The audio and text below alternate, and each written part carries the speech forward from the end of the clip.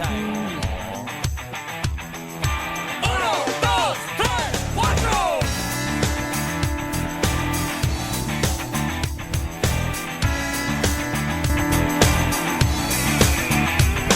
Well, I got a girlfriend, her name is Maria. Sexy, spicy, hot senorita. She liked the two-step, she liked the mambo. Heats it up like a Texas jalapeno. Woo! Jalapeno, man. Woo! Well, I get so hot every time I kiss her. Spin me around like an Amarillo twister. So I take her for a ride in my El Camino. You know I like my ladies hot, like jalapeno. Woo! Jalapeno, brother. Woo! Steel.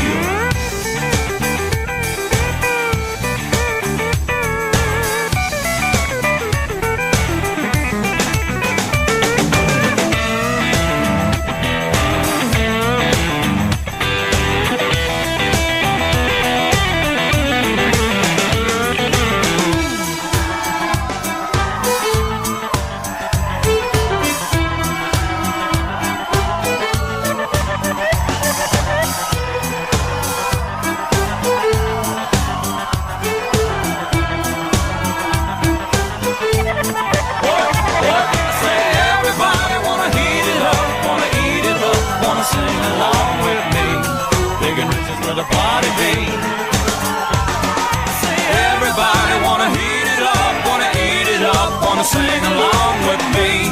Big and rich is where the party be. Well, now, baby, let's the tequila do the talking. Long as she knows that everybody's watching. Shaking up thing like a wild bandito. You know she burns the whole place up like jalapeno. Woo! Jalapeno, man. Woo! Jalapeno! Woo! Jalapeno, brother! Do the lick, do the lick, do the lick, lick, lick. Yeah!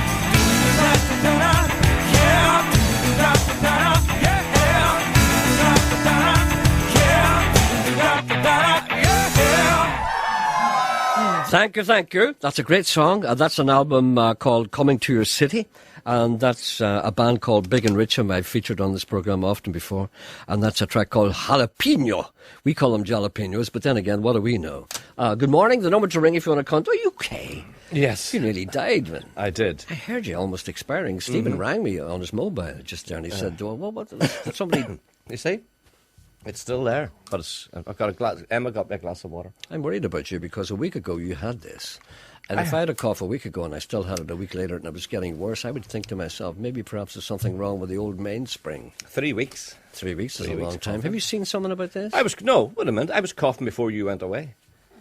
That means you're coughing for a month, 3 months. How long have you been coughing? Since before you went away. Sounds terminal to me. If I was you, I'd get that checked out.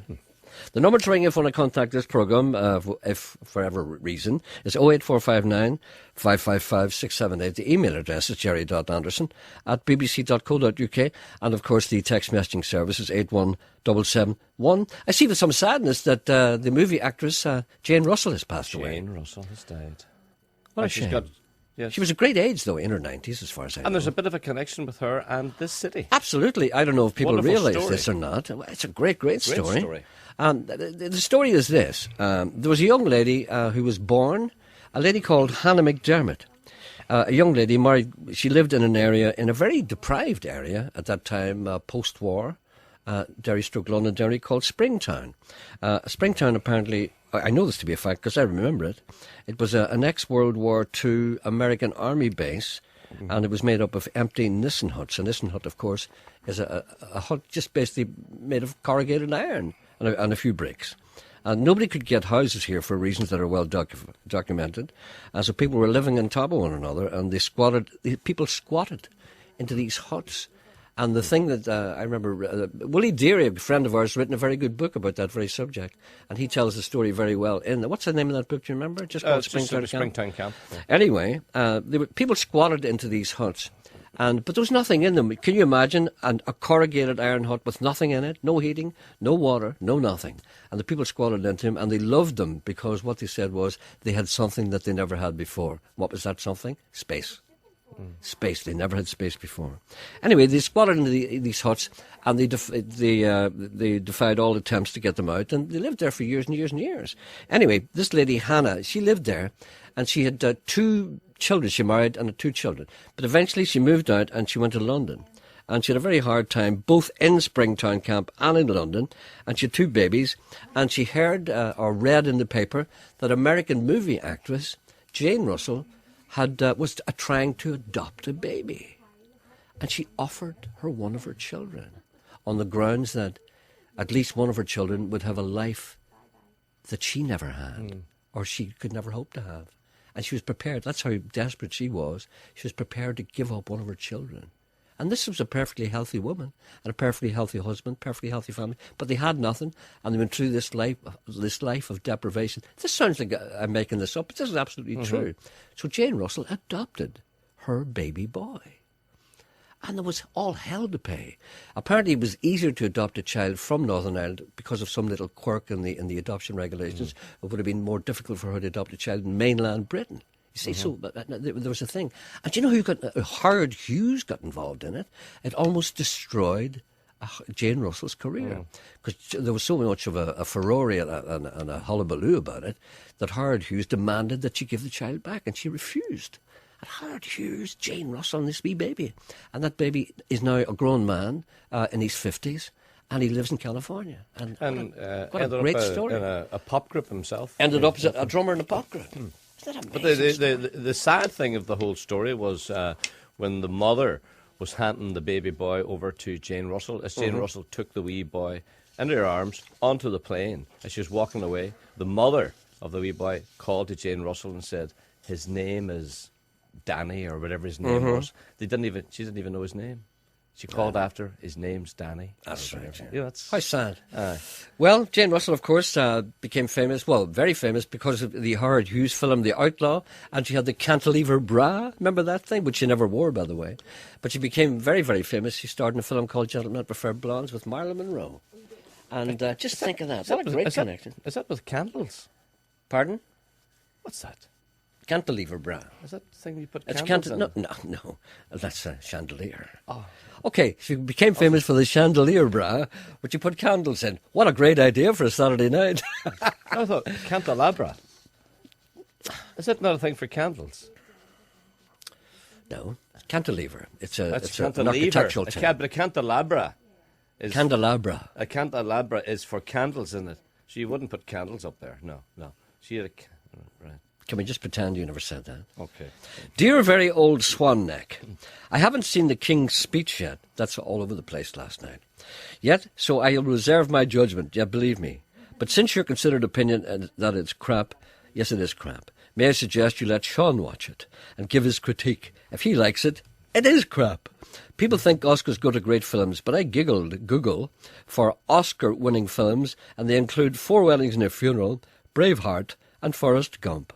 My favourite film of all time at the moment. You like that expression, don't you? I love it, because I once heard a man on radio also saying that. My favourite record of all time at the moment is... his favourite film of all time at the moment is Fargo. Did you ever see Fargo? No. Fargo's a very good film. Or maybe 12 Angry Men. What's your favourite? He wants to know what my favourite film is. Well, no, you've just mentioned one there now. 12 Angry Men. Is that one of your favourite films? Oh, stop. If I was to ask you now, what is your most favourite film, what's the first thing comes to mind? What would you say? Magnificent Seven? No, I don't like cowboys. I don't like anything to do with the West at Okay, all. that's all right. That's your prejudice. Can you think of one? No, it doesn't matter if you can't. I'm just asking you, what's the first thing that occurs to you?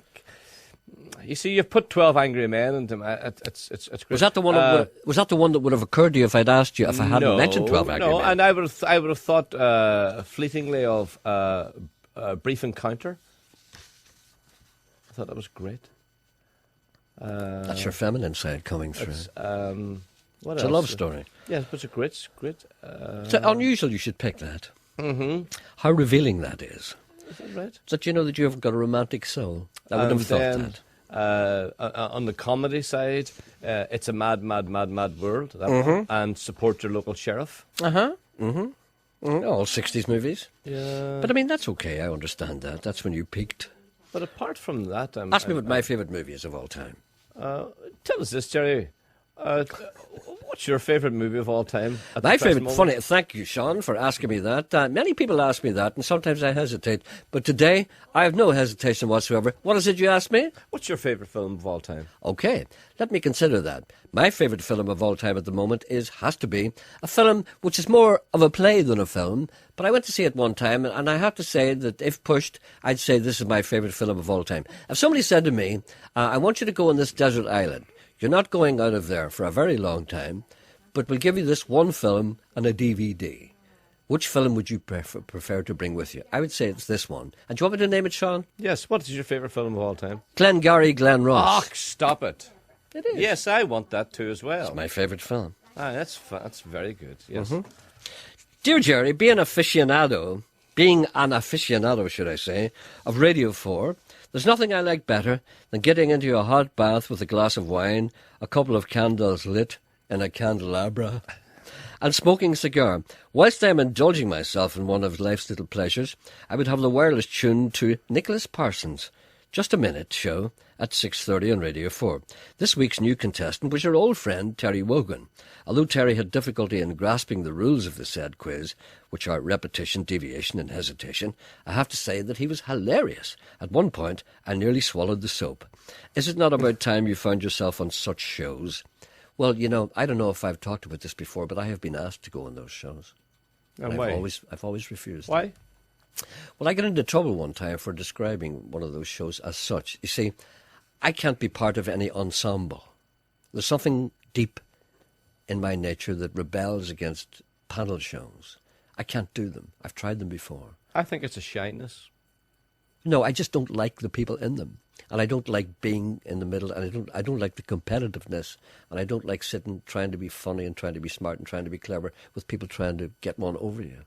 Now, I've been asked to be on these shows, and I've always said no. As a matter of fact, the first time a gentleman ever asked me to go on one of those shows, a gentleman who was very high up in the BBC, he said, would you like to go on this particular show? And I said, no, I don't really want to. And he said, why not? I said, because I can't Twitter. Mm-hmm. Now, this is before Twitter. And he says, Twitter? Yeah. Twitter? And then I had to explain to him what twittering is. And it's a very English thing, and we Irish don't do it.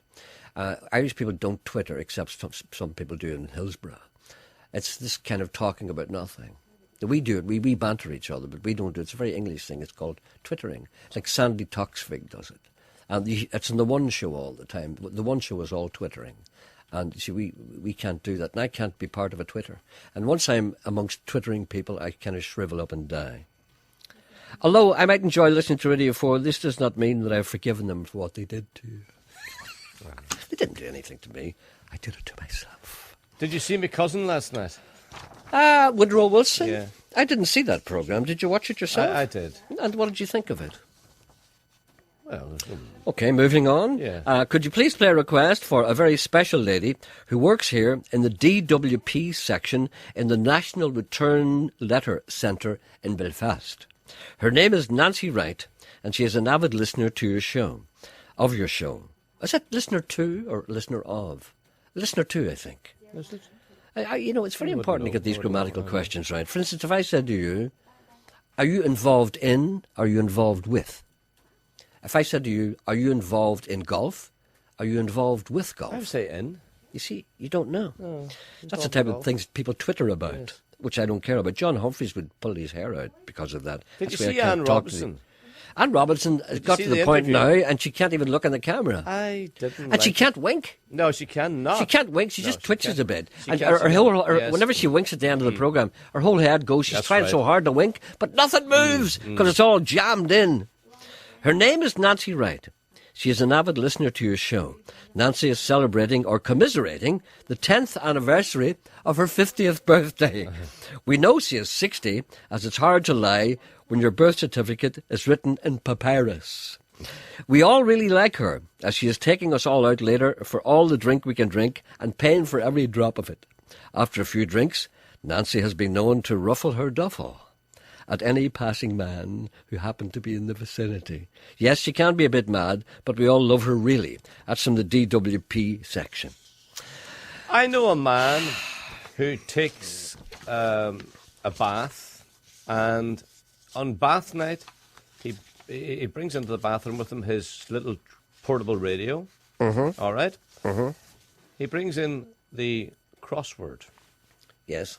He brings in a glass of wine. It's a man who plans to be there for some time. And a can of stout. Can of stout and a glass of wine, a crossword and a radio? Yes. It's when he would even bring in his electric kettle. Well, how long does he spend in this Until bath? he gets the crossword worked out. He's probably very wrinkled, is he?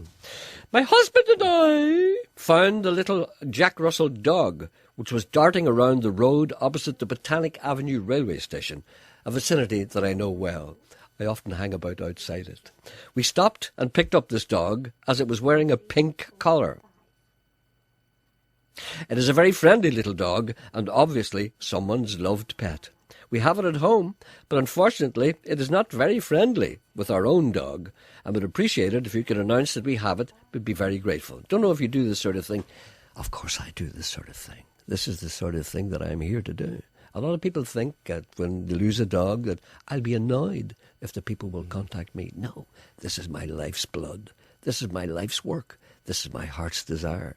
This is the thing that I was made, born and trained to do, to find people's dogs and to give succour to those who have lost them.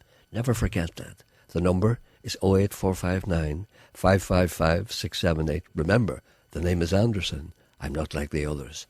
I care.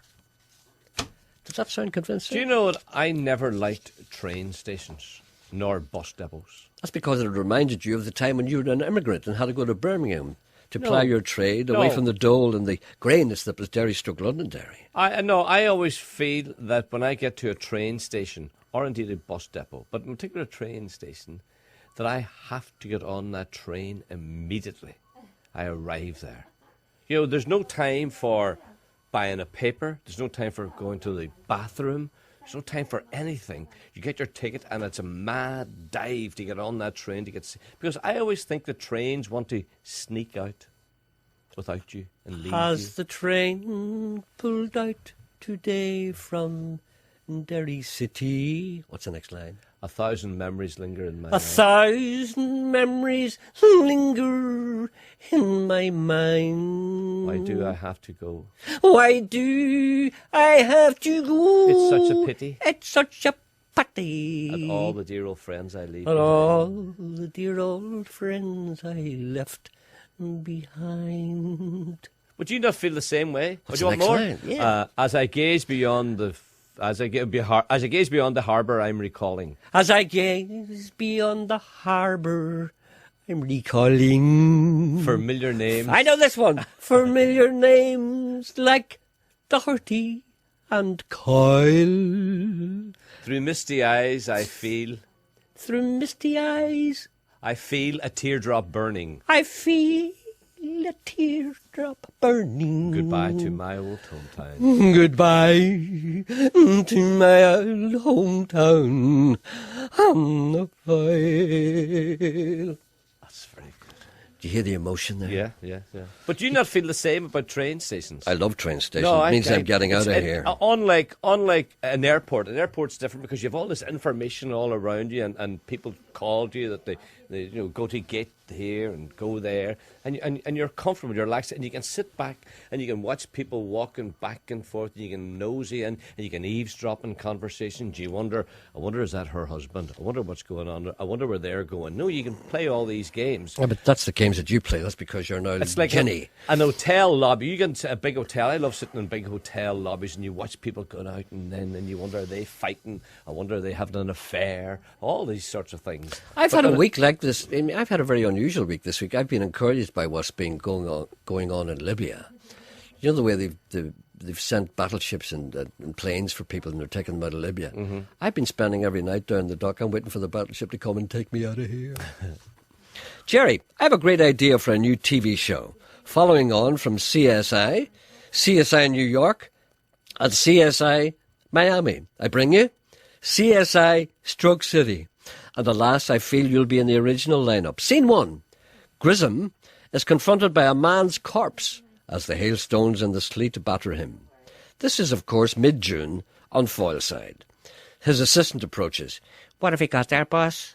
Male, Caucasian. Should have more wit at his age, face the colour of a postbox, and hair extensions. The underling prods the corpse with his foot. Looks like he's in training for some sort of marathon. Yes, replies Big Grissom, but note how the years of bodily abuse have rendered his futile. With that, he lifts the departed's hand, demonstrates the battered fingernails. These traumatic abrasions indicate decades of bass guitar playing. See how they've been stained orange from cigarettes. Grissom then continued by swabbing the man's mouth. Not only has he smoked heavily whilst murdering popular music with his axe, I can only concur that he has for years been drinking heavily alcohol. When was the first time you realised you had a problem with alcohol? Asked the underling. No, said Grissom. A serious addiction to Jay's fluid. So who's this wee old man who smoked and drank and tried to run a marathon only to perish after 300 yards? Big Grissom noted how the footprints left in the drizzle started off close together, then got further apart. Thus, he concluded, this deranged individual has clearly been told by some doyen to walk, increase the speed, then run, then walk again. However, his advanced years, decades of substance and solvent abuse, and inappropriate gutties have resulted in coronary thrombosis. At that precise moment, a golf ball drops like a kestrel and bounces off the dead man's nose, followed by dozens of others, driven by a man with crooked legs, who has a microphone in his hand, a man who emits a Mephistophelian, a laugh, and heartily slaps Sean on the back. Well done, Sean. I knew you could persuade him to run that marathon. It's a man accusing you of murdering me. A man wants to know, why were you hiding? I have to ask you this. Why were you hiding under a tree on Sunday morning? Because it was going to rain. But then a man lifted me. I was out pounding the roads of the Republic. That's my guilty pleasure, when I'm not voting Sinn Féin. You came to me with words of grace and hope. What about all the people in the South voting for Sinn Féin? Eh? Eh? Hearted low. You led the line and fed the battle cry. I never even stopped to question why. I took your colors, wrapped them around my soul. This is the Dolly Birds, Broken Doll. Then I noticed a dirty gaping hole. My favourite record at all time at the moment.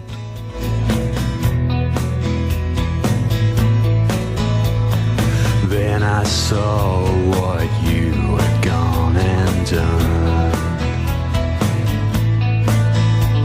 You left me standing here with a smoking gun.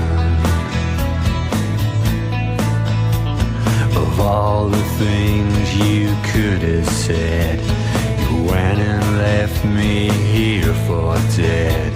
You left me standing here with a smoking gun. Now your fading beauty's gone away. Mouth wide open, nothing left to say.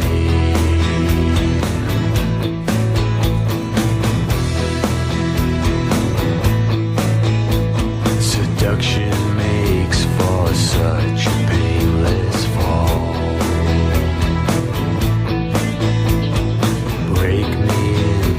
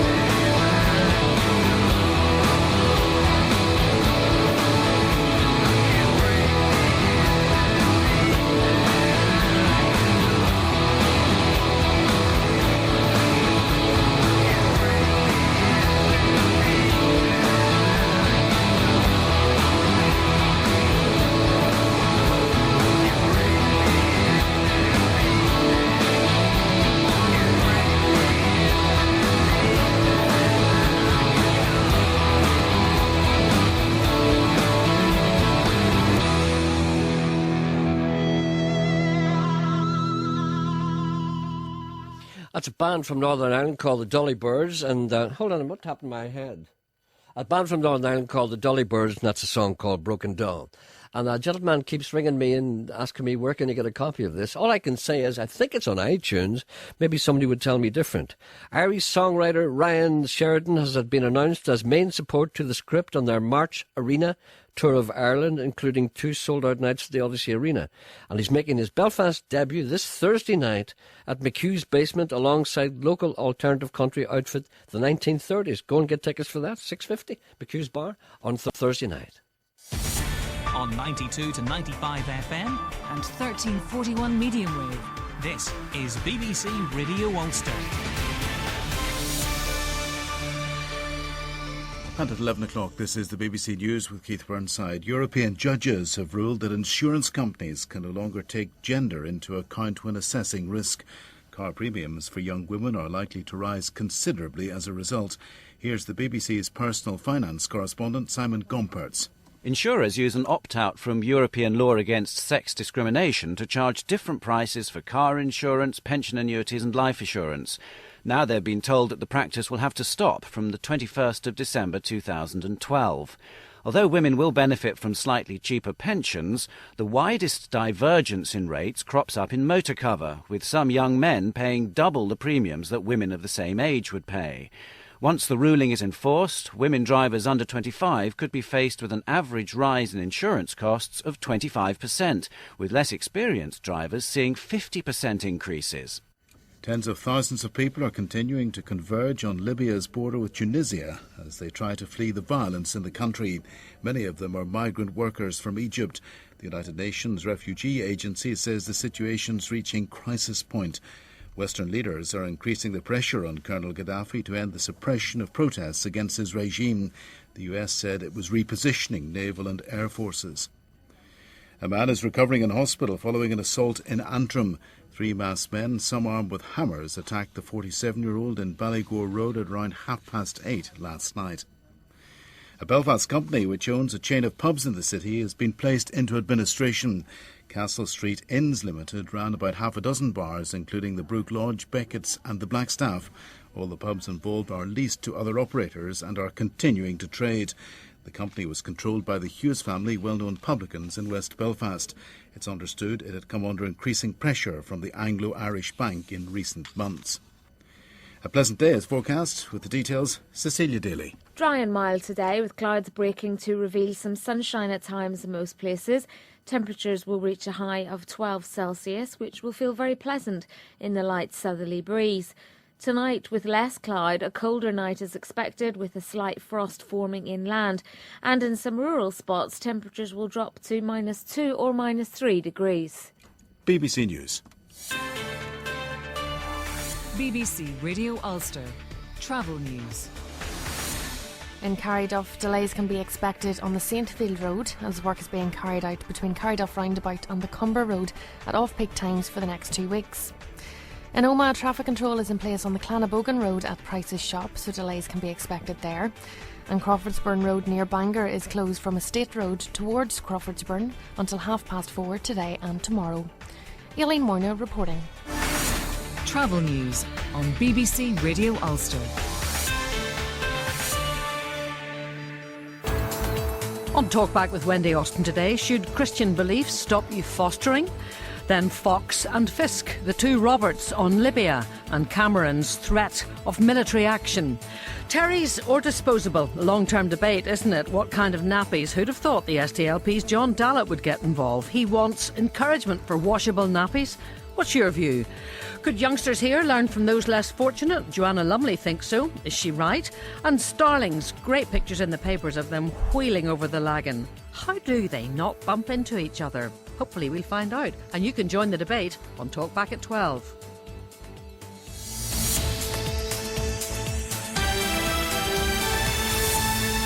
Thanks, Wendy. That's Talkback coming up at 12 o'clock.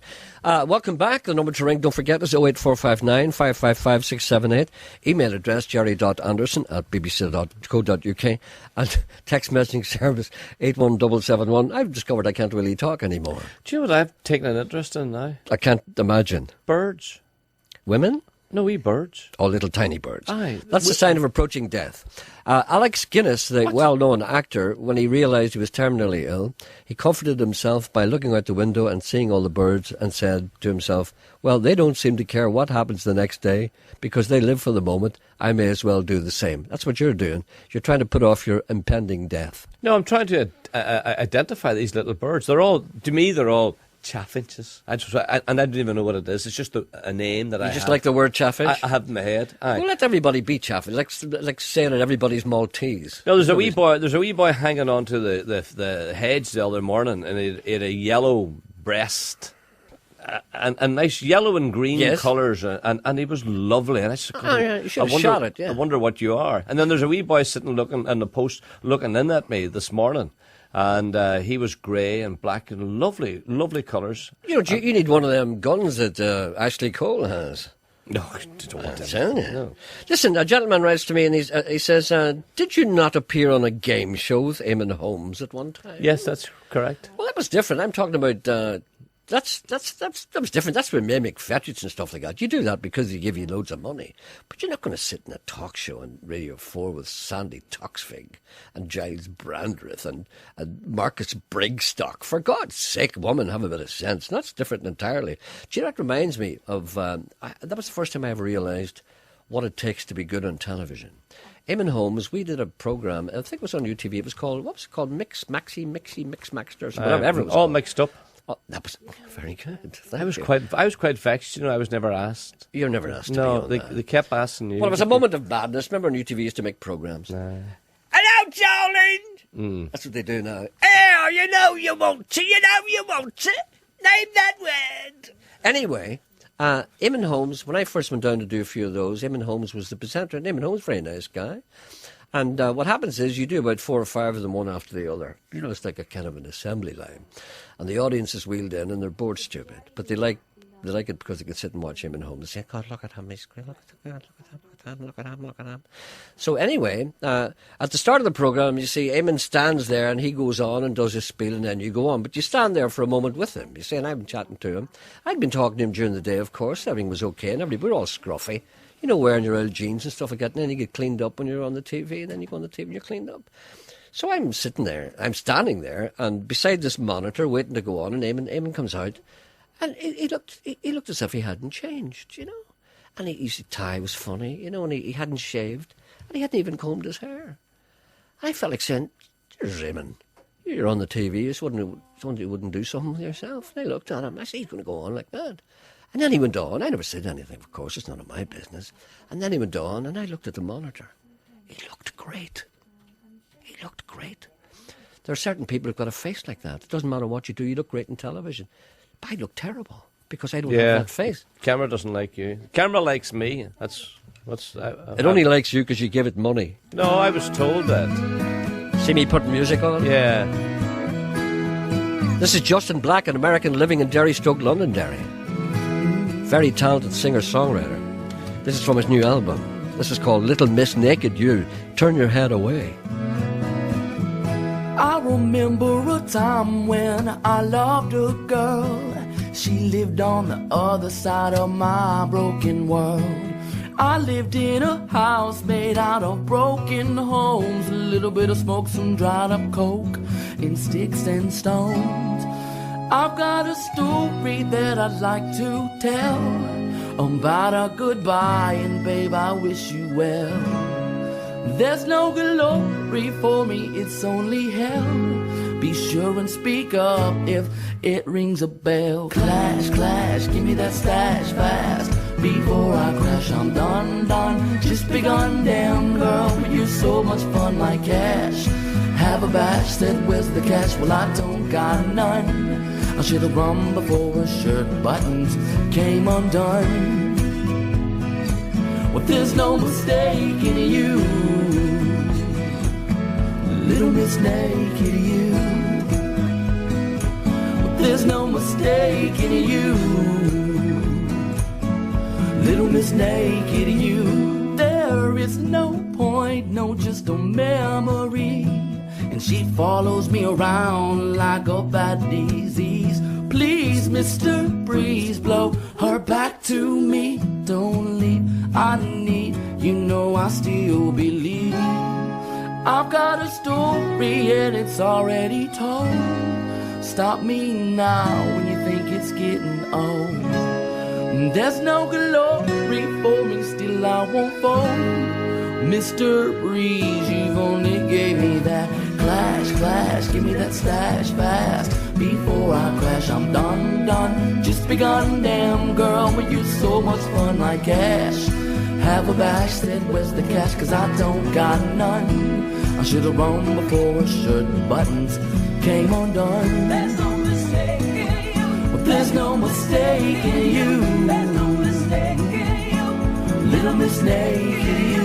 There's no mistake in you. Well, there's no mistake in you. There's no mistake in you. Little Miss Naked you. I've got a story and it's already told. Stop me now when you think it's getting old. There's no glory for me, still I won't fall. Mr. Breeze, you've only gave me that clash, give me that stash fast. Before I crash, I'm done, just begun. Damn girl, you're so much fun like cash.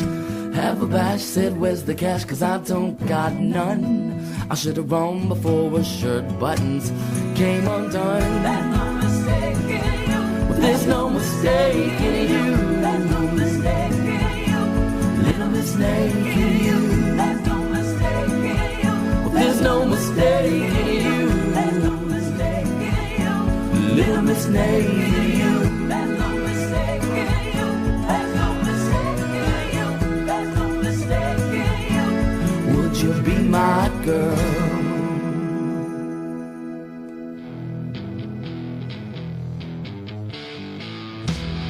That's Justin Black. That's a song called Little Miss Naked You from his new album called Elevator Madness. I think that's a single from it. That's a great, great song.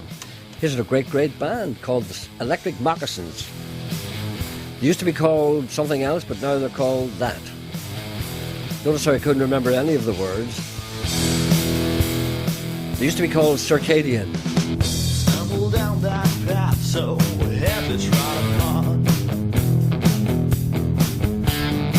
The one I heard of, oh, so frequently a song. For years it felt so distant. For years it wasn't me. But now I realize it's where I want to be.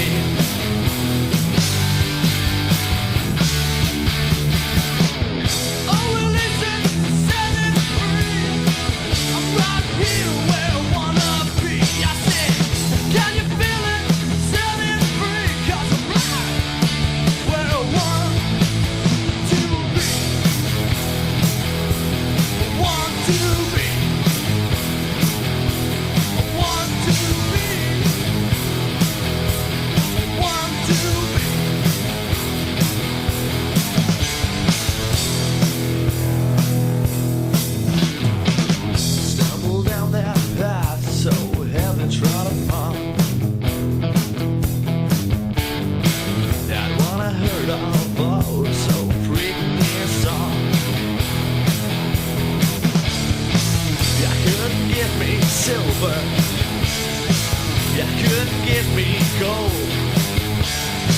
You couldn't give me anything that would stray me from this road. Oh, religion, set it free. I'm right here where I wanna be. I said, can you feel it? Let it free. I'm right here where I wanna be. I said, oh, religion, set it free. I'm right here where I wanna be. I said, can you feel it? Set it free. Where I want to be.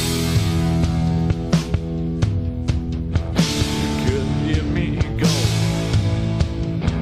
You couldn't give me anything that would stray me from this road. You couldn't give me silver. You couldn't give me gold.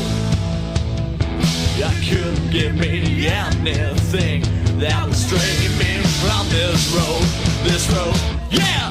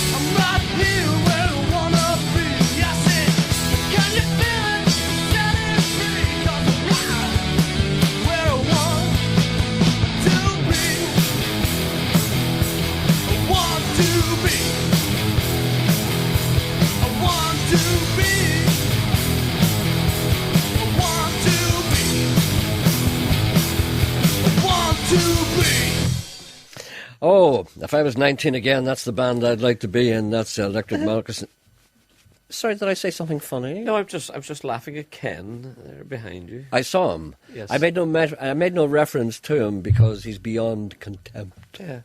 He came in here whilst I was broadcasting, With a pretending it was an open coat dragging as if there was no one in the building. Yeah. And he ignored me completely, as if I'm just like an ashtray sitting here. And he did whatever he had to do and then walked out without so much as a bye or leave. I think that's snobbery of the highest degree. And I know that you've turned Ken against me. I haven't. You have. I haven't. Ken used to be friendly towards me, but now he pretends I don't exist. He pretends I'm invisible. And he comes into the studio as if I'm not here. There's nothing worse than that, than being ignored. That's the Electric Moccasins. I get many demos and many records from local bands. I think, I always get this wrong, I think they're from Crossgar or something like that. Very young guys. And I get many demos, and I have to say, that's one of the best. That's one of the best. Sorry, were you trying to speak there? Yes. Good morning, Gerry. No. See, sorry. There's I thought you'd given up. No, there's a man who's on call. And he's on one. Oh, that. Okay. So he may go in the middle of the conversation. Good morning, sir. Good morning, Gerry. I believe you might go in the middle of the conversation. Yes, it's a possibility. What would be? What, are you a fireman or something? I'm a paramedic. A paramedic? Okay. Yes, I'm one of them little guys who works about in his own, so. All right. In a little vehicle. So. Okay. Sean was on about watching the birds. I think you get to a certain stage of life where you start to appreciate more what's going on around you. Yeah, it's what's called. It's what's called the immediate. It's just called pre-death. Yeah, well, I suppose given the profession I work in, I suppose maybe that's apt in a way. But I mean, if he's wanting to have a look at the birds, he can easily identify them. Just type into Google bird identifier, and it'll bring you directly the top one. It'll bring you to your garden birds and what they look like, what they sound like. All there, you can enlarge and do whatever you want. He thinks that everything in his garden is a chaffinch. Well, no. Most of them are usually head sparrows. You've got finches, you've got bullfinches, greenfinches, bullfinches. You got different varieties of finches. The interesting ones are house martins. They come in about May. They actually come to our station, stay there through to October, and they return to the Canaries for the winter months. So how smart are they? You should talk to this man. This man sounds like a man after your own heart. I just I tell you what it is. I've noticed them, so that I think there's more of them about. That's what I'm saying. No, there aren't more of them about. You've reached a certain stage in your life when you see them. Those birds have been there for this past 5 million years. They used to be called dinosaurs, but then they grew feathers and flew about. They've been flying around for millions and millions of years, but you've reached the stage now and you go, Jesus, boys, look at them maybe birds. they're coming into our backyard. No, they were always there. You just never saw them. You were too busy watching television. I'll tell you what, golf. we did have, David, last year. Yeah. A little robin redbreast, yeah. and you would leave the door. To many people, this would be of interest. I happen to be of the persuasion that a lot of people listening, when they realise this is going to be an involved conversation about birds that flutter about the garden, they would kind of go, oh my God. So to spare those people the ignominy of having to listen to the rest of this, I've I suppose I've jammed the conversation. Let's see if it's still going. He would come down, and then he'd walk, and eventually he was. You see, they do not realise that no one is listening. I just leave it for a while, wait until it comes to a natural end, then I'll interrupt. You know what I mean? You'd hop on the step, and then funny. You know, funny enough, it wouldn't come I- all the way into the kitchen, but they would come in the kitchen and then fly out again.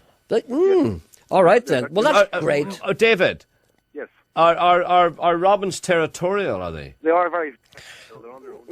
I knew the army would come into this one way or another. A funny thing happened to me on the street. Why do you keep doing that? What? Well, I'm trying to talk to David. Well, you talk away. It's okay. Yeah, I just wanted. I'm I talking to asked people. David were robins territorial. They're very crabbed wee boys. Yeah, they actually. I mean, they are. They actually come up into your hand. You can eventually get. Can you? Yeah, you can do. There's Oh, actually right. people with various photographs with the robin in their hand, not fixed string. Yeah. You should try that with a hawk. You'll get a sparrowhawk. You see a big buzzard type thing sitting on your back step there, watching the little head sparrows. Because Well, when we were out playing golf on Saturday, David, there was this boy. Where's he away? We were watching this. We thought it was either a hawk or a buzzard, but there he was, just more or less motionless. I bet a bit of bustard. Yeah, there's kestrels. They'll sit there and they'll turn their head nearly 360 degrees, but the body will not move. You see? That's like the wee girl out of remember that movie? The Exorcist. Yeah. They're just watching, waiting for to get their prey, you know. And Yeah. This is great. You have no, David. No, he it's has all no right. interest in this at all. Just want to move on here. No, he David, did. thank you very much. Oh, you see, go Thank on. you, David. Thank you. Yeah, go on. Good morning, Gerry. Good to have you back. You know, my friend, I am the seventh son of a seventh son. Many years ago, actually on the 7th of the 7th, 1977, I conducted an experiment. I went to a horse race meeting because I figured to myself, you know, this could be lucky. There were 7 races that day, so I thought that was a good sign. I placed 700 quid on number 7 in the 7th race. Guess what? Came in 7th. Gerry, I was at the open night in Rich Hill. You're annoyed now because I cut that conversation off. It's got nothing to do. You're annoyed. People will not be saying at home now, Gerry Anderson not be saying Sean Coyle was very ignorant with that man on the radio. They'll be saying Gerry Anderson was very ignorant with that man. And a lot of people are interested in birds, and people are trying to encourage people to take an interest in birds and wildlife, and you just don't give two monkeys. You should become a twitcher. No, I don't want to be a twitcher. If you want to be a twitcher, No, you're a twitcher. nor do I want to know the identity of the birds, but I'm just curious. I won't go and Google and say, oh, that was that wee, whatever it was. You're both a potential twitcher and anorak. I see it. I say, I can look at that lovely wee bird. But they were always there. And I welcome them. No, they're I've more and always more appreciated the coming life into my around yard. me. Archaeopteryx. You put that in your eye. No, Archaeopteryx was the missing link between the bird and the dinosaur. It was the first dinosaur to sprout feathers. They found this remains, fossilized remains of this winged dinosaur. Quote owl books for us, but you won't look at a Quote wee bird. owl books for us? Yeah, but you won't Quote owl Yes, books. but you won't talk about the wee birds. Let us know. Aye, let us know. Gerry, I was at an open night in Rich Hill Castle on Sunday night looking for ghosts. I was a little bored, so I had to leave because no ghost showed up. I heard you were there one night and saw a ghost. Can you confirm this, and did you take Mr. Coyle with you? No, Mr. Coyle was not with me that night, and I have to confirm that. Actual fact, I spent a whole night in Rich Hill Castle a couple of years ago, from 7 o'clock at night until about roughly 6, 7 o'clock the next morning. And I have to tell you, you probably know yourself that in Rich Hill Castle, in Rich Hill, a lady is purported to have died in misery and unhappiness. We saw all that on the TV. You did not see all that on the TV. Oh, What you saw on the TV, stories of all men. you saw was a Men. little old crap. Men I'm talking to ghosts and No, singing to no, ghosts. yes, that was all just for the TV. But I have to say to you, when you do things like this on radio, you find out if there's any. See, whenever you do a program on TV about ghosts, you have to show something, because you can't have the people sitting looking at nothing. So invariably, you have to make something happen, or else there's no TV program. But in a radio program, you can sit there and you can say there's nothing happening, and that's okay. But you can also say if one thing happens that's not entirely visible, you can talk about it. For instance, when I was in Rich Hill Castle, Well, not just I. There was me and 4 or 5 other people. No light, sitting completely in the dark because you don't need a light. That's another thing. It's very, very hard to film a ghost when you've got a light on. Do you know what I mean? A TV light. Anyway, we were sitting there, and how do you describe in television if the temperature drops 5 degrees suddenly, just like that? You're suddenly sitting there and you're quite comfortable, and then suddenly you're suddenly freezing. I say that's all in the mind. Everyone feels it at the same time. Everybody puts on their coat. No, that's all in the mind. I would say it's all in the mind. It's not in the mind. Mm-hmm. Have you ever been in a room and suddenly the temperature dropped 5 degrees centigrade? No. Because I've never been afraid or never been anticipating. Well, I have. I've been in a room happening. and the temperature dropped immediately. Suddenly I'm freezing. No, and I also sat in front of this window and I saw a haze appear in the window. And also, I sat around a table and I saw a lady who's in front of me, and I could see her in the semi-darkness. She jumped because something apparently had tugged her elbow. Yeah. And this is semi-darkness, and there was nothing there. And I didn't worry too much about that. And then suddenly I felt somebody tugging at my sleeve. And I looked down, and my sleeve was moving, and there was nothing on the end of it. You've added that. You have added that about your sleeve being tugged. No, it's all in imagination, and you know it rightly. Gerry, I fully agree with you. Politicians are a bunch of tubes. That's why I like Charlie Parker and jazz. Hi, Gerry. Would you ask your listeners for help in finding a lost passport? The passport was lost on Saturday night around the Odyssey Arena area. That means that you were down at the X Factor concert, which means that you deserve everything you got. Could you please ask your listeners, this is the same one, the passport was lost on Saturday night around the Odyssey Arena. Was that an Irish passport? I think it was, I'm not quite sure. Did somebody say that earlier on? I don't know. Why did Sean Coyle say he disliked all things to do with the West and then say that Support Your Local Sheriff was one of his favourite films? I see. Why? Well, think about it. Because it was an anti-Western. Exactly. It was making fun of cowboy films. Morning, fragmenting underpants and bulldog big Coyle. Who would win a fight between Tommy the Pussycat and Pierre the Dead Cat Tyson? Well, I don't know. As a matter of fact, Rosie Ryan writes to me and she says, Rosie Ryan here. Winter has at last loosened... Excuse me? Can't you see I'm reading something? Yeah, but I interrupt you for a reason. What? I want to read this text message for you before you go into that letter. Oh, thanks, yeah. Would you please tell Gerry to stop talking so fast? We have visitors from abroad in our car, Mike and Cammy, I think it is, and they can't understand a word Gerry is saying.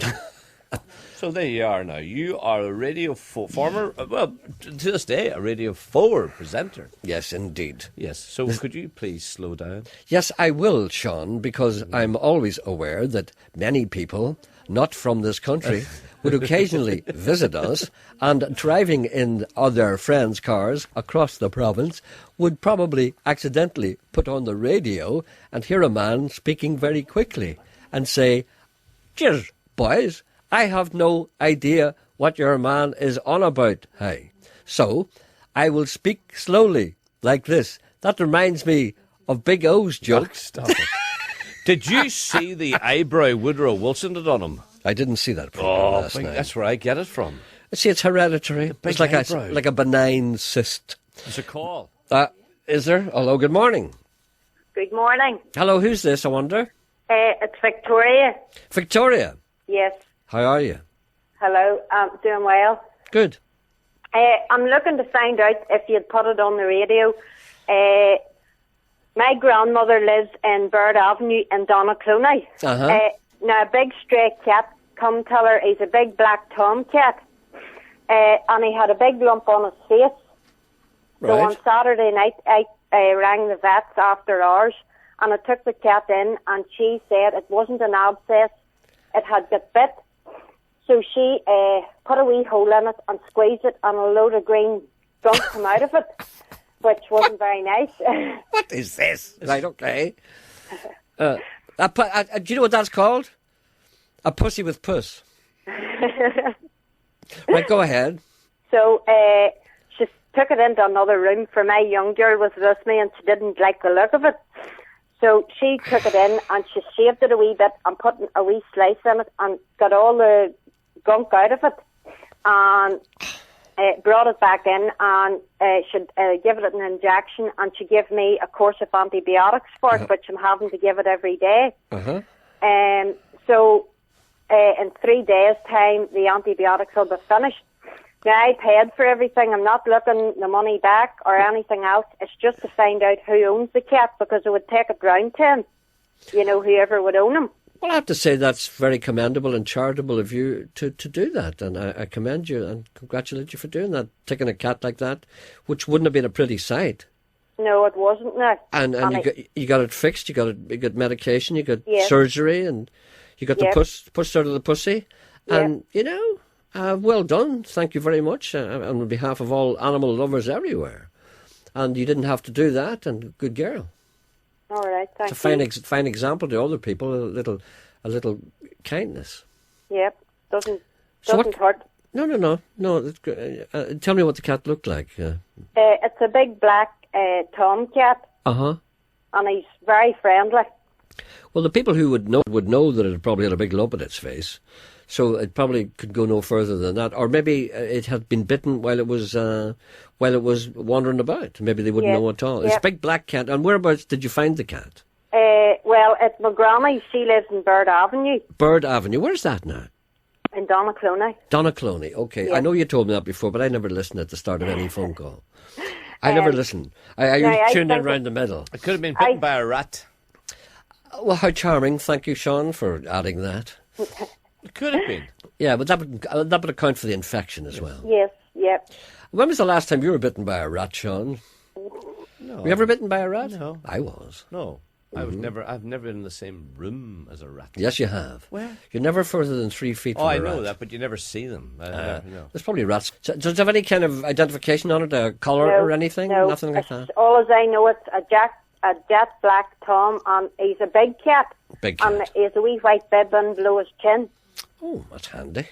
All right, then. We'll keep an eye out for the owner there, and if the owner identifies that cat, give us a ring here at 08459 555 678. And you want to stress that you're not looking for money for the... No, all of them looking yes. to find out who the cat belongs to, and Absolutely. we'll take it round to him. And thank you again for looking after that wee cat, because it was beyond the call of duty. Thank you very much. Yep, all right, thank you. Okay. Bye. Bye. Bye. Isn't that lovely that somebody would do that? I mean, I know people who wouldn't even do that for a human being. You wouldn't. Absolutely not. If you crawled into my house with a big lump in your face, I'd throw you out again. Dear Gerry, Rosie Ryan here. Winter has at last loosened its icy grip and claw. It was a sore one. My lips and hips are badly chafed. During the worst of it, Brannigan's donkey froze to death looking out over the gate, with a look in its eyes that defied all comprehension. Last Sunday in Clogher was nice and mild. Some couples, who are still talking to each other, headed out for a walk, and one or two brave souls threw caution to the wind and had a slash down Milligan's entry. And I am proud to say that I was one of them. Al fresco slashing is a sign that spring is on the way, like the bee hitting the window. Gerry, your godson Bon Jovi is worried about you and this marathon thing. Uncle Gerry will never do it, yelled Bon Jovi, banging his fist on the table for emphasis. I don't know how to... He will be dragged off the street like roadkill, while the boys of the NYPD choir keep singing Galway Bay. I don't know much about running. The only things that run in the Ryan family are noses, bladders and bowels. I don't know how to advise you, though. I know you have your heart set on running this long distance. What I suggest is you strip naked in front of a mirror and then ask yourself, Mr. Coyle, Emma, Janet, the Undertone and Ken, can this body carry me 26 miles? Coyle may try and mislead you, wishing you were dead. But Janet and Emma will tell you the truth and probably will take plenty of photographs with their wee camera phones. Whatever you do, boy, I'm right behind you, willing you on from buxom beauty and delectable honey bun Rosie Ryan. P.S. Poor Jane Russell is dead. She was nearly as good-looking as I used to be. Oh, isn't that nice? I got a dirty mind, I got filthy ways. I'm trying to bathe my aid in your Milky Way. I'm a legend, I'm irreverent, I be reverent, I be so far. We don't give a fuck. Welcome to the danger zone, step into the fantasy. You are not invited to the other side of sanity. They calling me an alien, a big-headed astronaut. Maybe it's because your boy Yeezy get ass a lot. You're so hypnotizing. Could you be the devil? Could you be an angel? Your touch magnetizing, feels like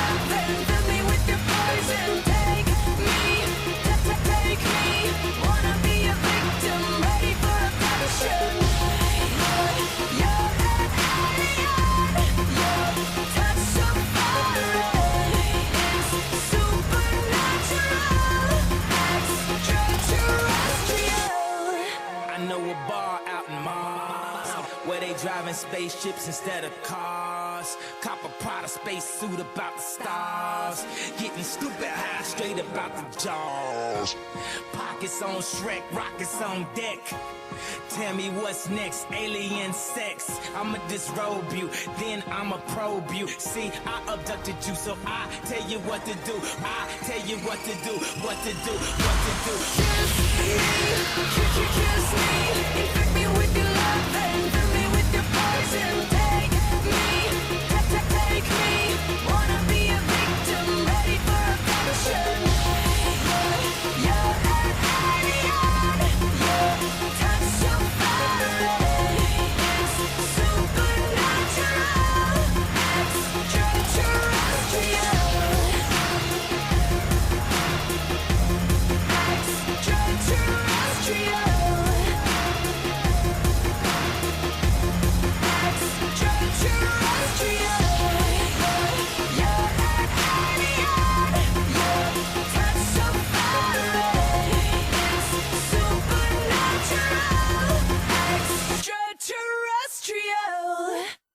That's Katy Perry and Kanye West. That's their new single. May not be everybody's cup of tea, but after all, nothing in this programme is. Here's a voice from the distant past. You probably haven't heard this before. Our son was born so long ago, yet it seems like yesterday that I stood in awe before his crib and heard that doctor say, "You've quite a boy there, Mr. Jones." Quite a boy there, Mr. I could Jones. only answer with a nod, for in his very being there, I saw the miracle of God. Later, in his high chair, in a manner I deplore, I saw the miracle of God throw his oatmeal on the floor. Well, I fixed him something different, for I felt he must be fed, but when I turned around again, that bowl was on his head. A few more years rolled along, and he didn't spill things anymore, but his granddad sent a big bass drum, and once more I deplored the fact that my miracle of God had a lusty taste for noise. When he'd boom, boom, boom on that big bass drum, I questioned, boys must be boys. I asked his whereabouts one day. His mom said he's got a paper route. Said he'd helped earn his way as he became an Eagle Scout. When they pinned that medal on him, tears welled in my eyes. And then I gripped his mother's hand. Boy had earned his prize. I won't forget that September day when he entered senior high. He had an air of great excitement, but he left home with a sigh. He came back that afternoon and gave us some puzzled looks. "Wow," he said, "this school is tough. Look at all these books." "Choice is yours," his mother said. "You can pick the easy way. What you put into life, you'll get out of it. Each man pays his price one day." He looked up, and then he smiled. I saw he'd lost his gloom. He said, "I better look at these." He headed for his room. My son came home late one day. He seemed all worn out. I asked a little sharply what this was all about. He spoke proudly and threw his shoulders back, and in his eyes I caught a gleam. "I wanted to surprise you, Dad. I'm on the football team." They won most of their games, lost a few. It was a thrill to watch him play. When they didn't win, we knew he'd met the challenge anyway. He didn't know it at the time, but it was a stepping stone, solid footing for the climb to face life on his own. How those 3 years flew past. When graduation came, we saw our boy grown up at last. Our lives will never be the same. I guess we've known all along what his goal would be. From that time 3 years ago when he chose responsibility. He stood in the doorway yesterday, put out a strong right hand. I held back tears at the uniform he wore to protect his land. I shook his hand. His mother cried, "Son, why couldn't you wait?" Embracing her, he softly said, "Mom, we all did. It'd be too late." I promise I'll go back to school when I've met my obligation to you, my friends, my girl, my school, and most of all this nation. I'll do all I can out there, for I know you'll both be trying to make everyone you know aware we gotta keep Old Glory flying. And then his mother straightened up. With a smile to hide a tear, she said, "We're both so proud of you. We'll feel lost without you here. Someday you'll know what this moment means when your boy shakes your hand and you watch him as he walks away the day he becomes a man."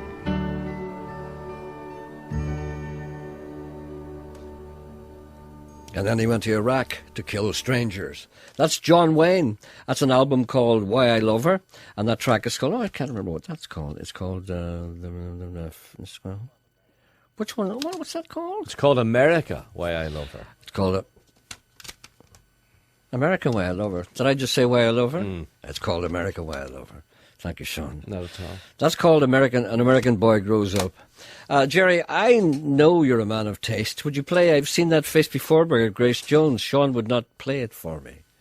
Have you been asked to play that? Well, obviously I have, but I don't remember. Please explain a Kindle, how it works. Thinking of getting one, what are they like? I would recommend Kindles highly. The Kindle is the best thing since the sliced pan. A Kindle is a small device, an electronic device. You have to be, well, you have to get it through Amazon. Basically, Amazon has all these store of books, and a lot of them are on Kindle. You can order them electronically. But what this means is that you can order any book and it's with you within seconds, within 30 seconds. If you're lying on a beach in Papua New Guinea and you're looking at the waving palms and watching the natives whittling wood, and you say to yourself, I think I would like to read by you tap it in, and it comes to you within a minute. You're reading the first page. It's well worth it. The small ones I think are too small. There's another size, slightly bigger, like a magazine. You know, like same as. Do you know Time magazine? Yeah, Time magazine, same size as that. I recommend those highly. They aren't much more dearer, and they're also very good. That's me finished now. Have you got one? You should get. I'll get you one for Christmas. Sound right, then, that they aren't much more dear. They're, okay, all right then. What are you, some kind of ground? No, I just said it didn't sound right. All right, it didn't sound right. This is live dear. here. I've no script, you know. I'm just talking off the top of my head. What am I, you know, John Humphreys? You know, speaking of which. There's a wee call. I know. Although I don't like those pompous arses on Radio 4, I do like that programme Just a Minute. I've listened to it for many years, and I'm sure you have been on it. Yes, I was on it. I believe it was on the occasion of a festival in Belfast, and you were one of the local talent people that were roped in. It was probably around that time you'd been pilloried by the twittering classes in Islington. Well, yes, I was on it, but I didn't mind being on it because I quite liked the late Ned Sheeran. You see, there are two different types of people. There's people like Ned Sheeran, he was okay, and the other type of people who aren't. And the people like Ned Sheeran are in the minority. I liked him. I'd met him before. And besides, on that Just a Minute, that edition from Belfast, there was all local people. I think who was on it? Cara Dillon was on it. Various other people. I enjoyed that. Okay. Do you know who I'm warming to? There was no twittering. You know who I'm warming to? See, Ned knew not to Twitter when we were there. He knew we weren't twittering people. He just sat there and said nothing, basically. But he was nice. I liked him. He's dead now. He's gone. Yeah. And a fellow from Belfast is now doing the programme. A fellow called Curran. Yeah, as far as I know. Anyway, yes. I would say that he probably nurtured him, in a way. Alan Carr. What about him? I'm beginning to like him. I think he's funny. You're in big trouble, boy. Who's on the line here? Patricia. Patricia. Yeah, I'm just listening to you. I love Ned Sheeran as well. Yes, he was a very nice man, actually, in many ways. And he was very fun. He was very, very good. It's just, you were talking about ghosts there, Gerry, and I saw one, actually saw a ghost, and read in a magazine that there were people's experiences of seeing. Tell me about your experience. Where did you see the ghost? My experience, Gerry, was, now, the letter here that I sent to the magazine is 2002, but the episode with the ghost had been 25 years before that. Yes. I lived in an old house, a very old house. Where was it? In Hollywood. Uh-huh. And they were refurbishing it, making it into flats, so I had the ground floor flat. Uh-huh. Well, anyway, one morning, I don't know what made me waking up. Must be about 2 or 3, and there was a light coming from outside, you know, like a faint light, misty light in the room. Yeah. When I woke up, Gerry, and I was lying flat, back my head on the pillow, and suddenly I opened my eyes, woke up, and there was a little lady actually, she was so close to me that she nearly touched my nose.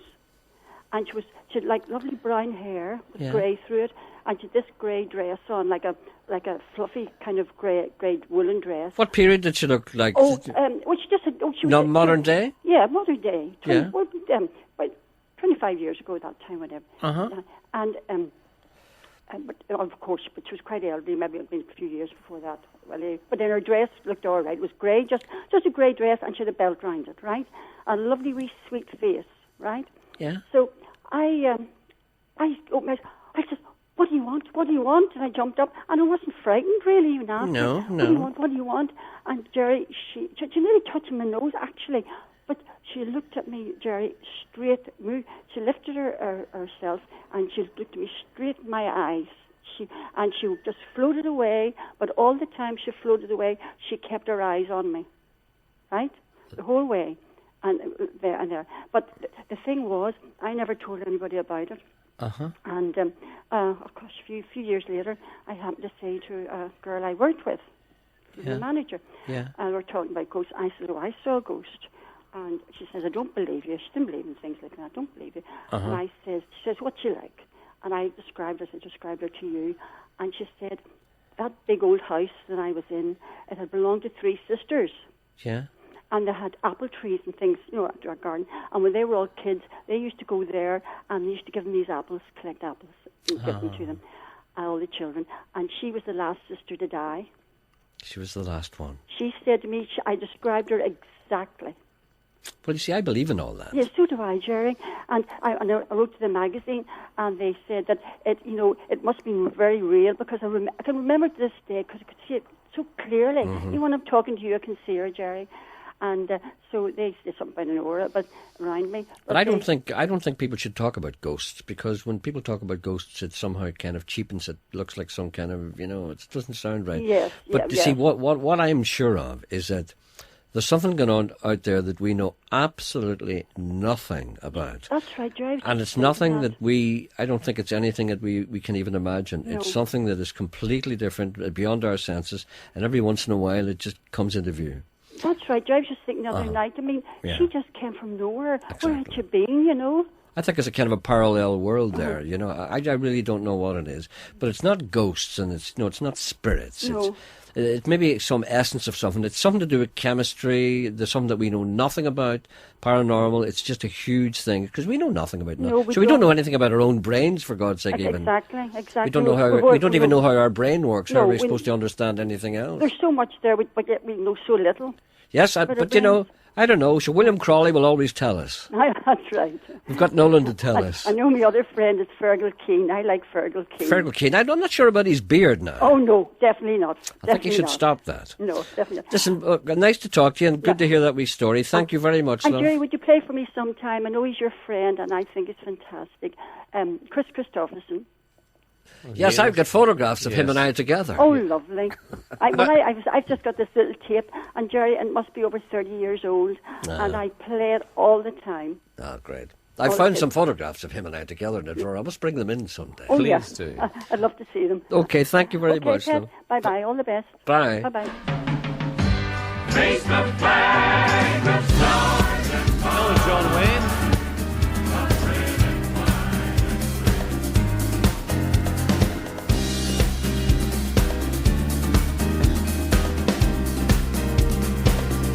Never mind that.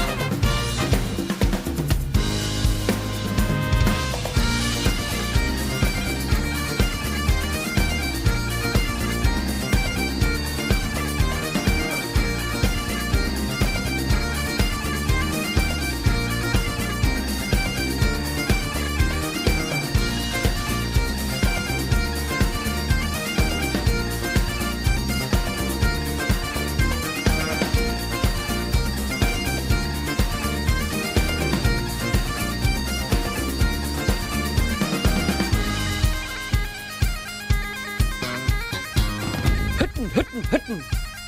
Hitten, hitten, hitten.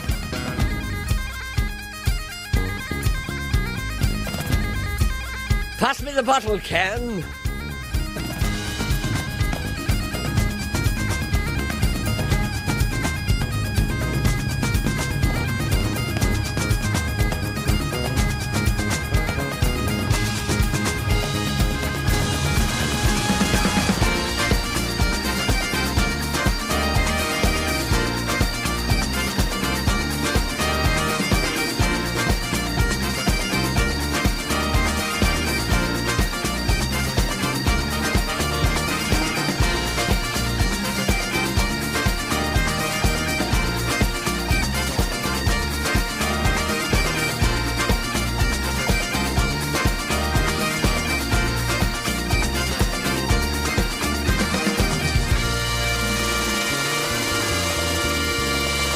That's the Red Hot Chili Peppers. That's music from a kilted generation. That's a track called Just for Willie.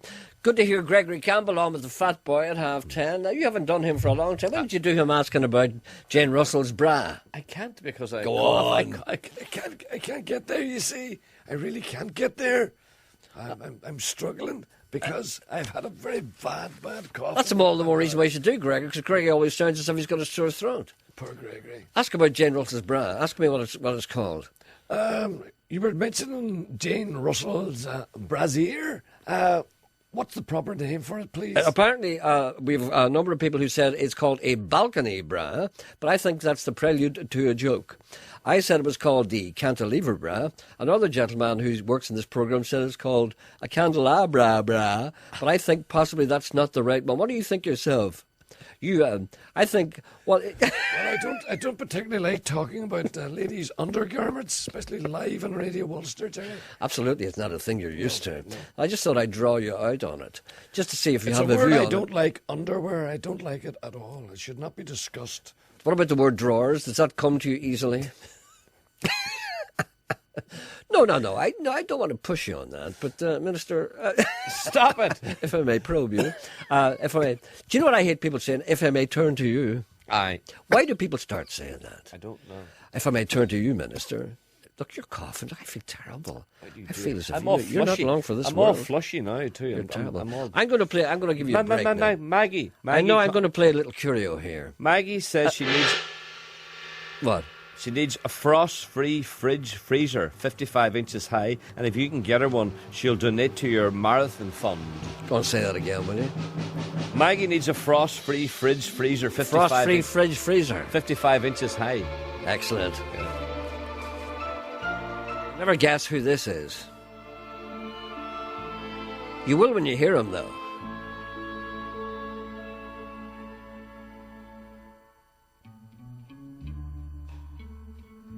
When I was 17, it was a very good year. It's Captain Kirk.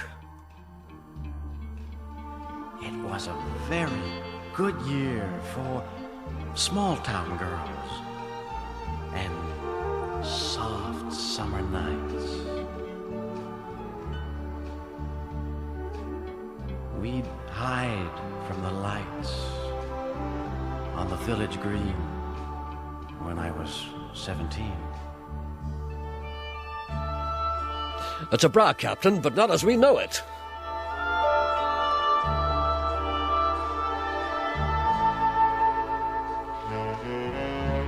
When I was 21,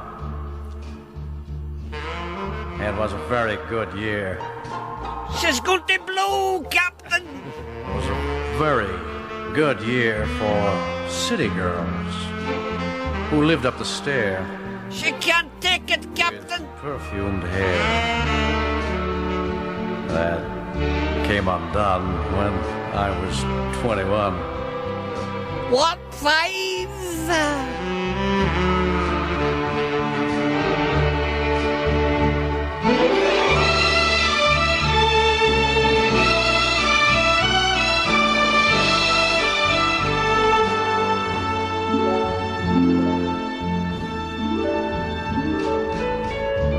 When I was 35,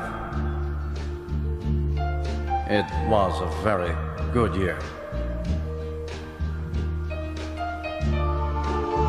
was a very good year for blue-blooded girls of independent means.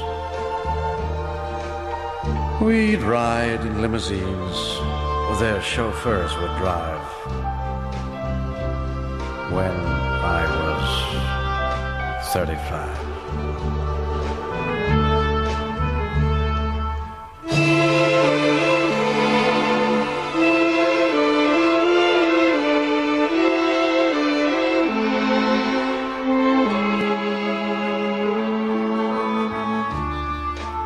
But now the days are short. I'm in the autumn of the year. And now I think of my life as vintage wine from fine old kegs. From the brim to the dregs it poured sweet and clear. It was a very good year. What an old ham. Back tomorrow, 10:30.